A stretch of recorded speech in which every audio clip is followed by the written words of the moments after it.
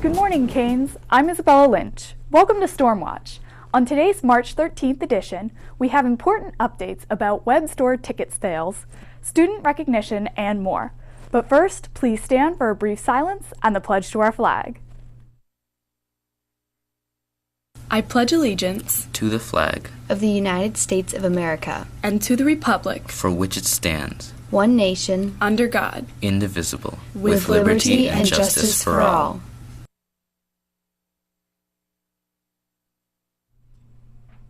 Hi, I'm Divya Arora with today's first school news story. Seniors, this one's for you.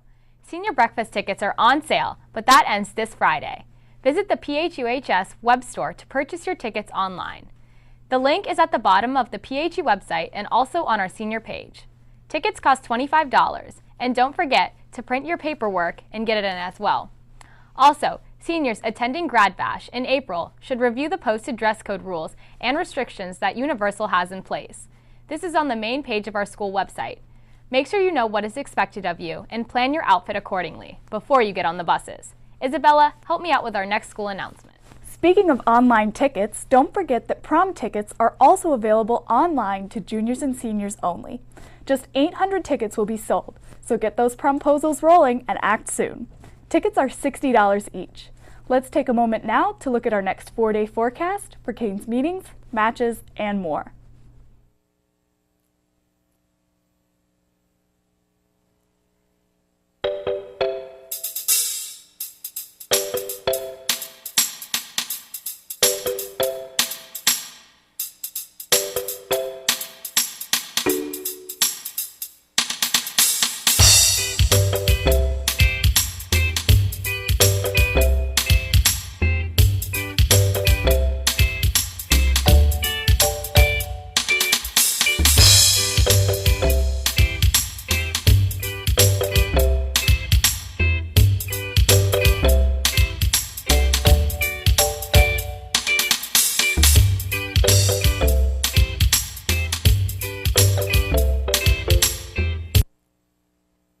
Our counselors wanted to remind you all that summer dual enrollment is open for SPC.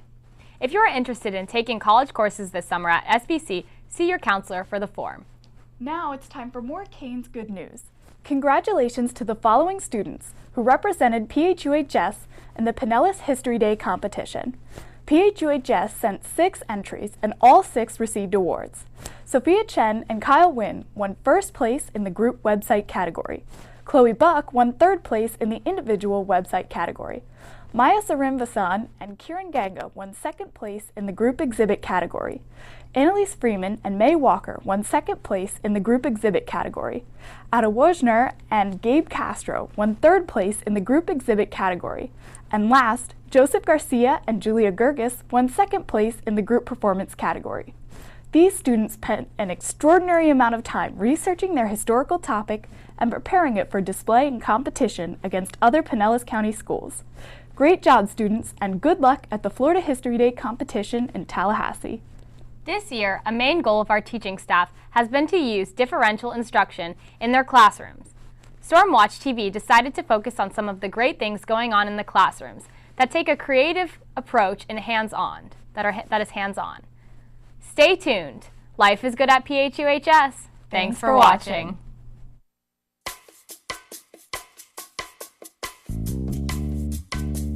The teachers of Palm Harbor have started an initiative of creative classrooms. First, we caught up with Miss Canaday and her yearbook class to see what really goes into PHU's yearbook.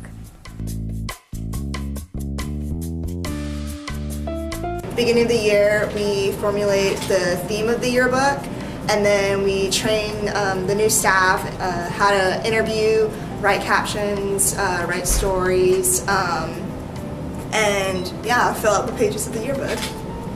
As editor, the biggest part of our job is to maintain the theme throughout the yearbook.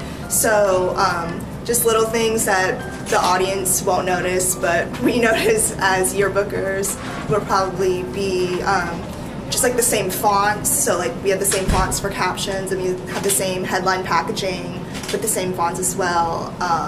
Okay, so I'm Sarah Devine, and I am a co-editor this year with one other person.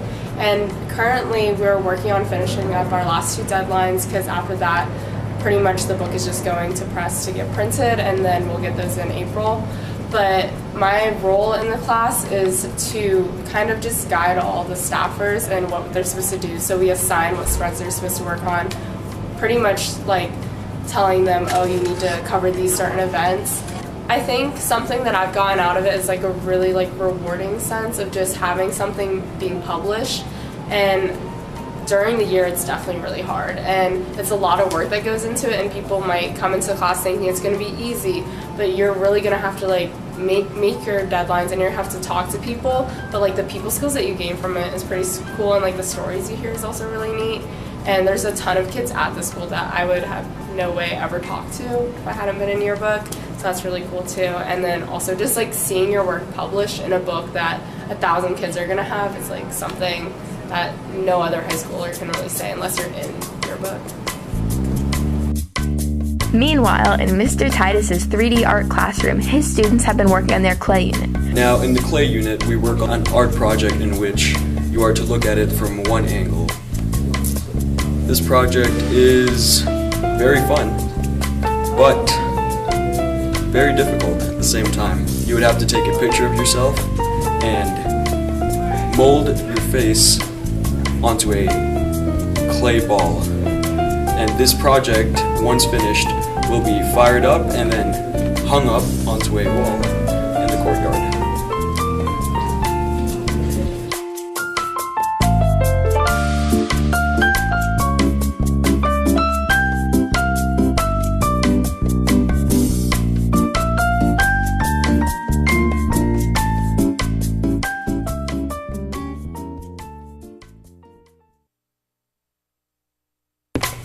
In our last class, we have Miss Miller and her class's sports injury projects. They've been studying different common sports injuries, how they occur, how to prevent them, and what to do if you do get one of these injuries.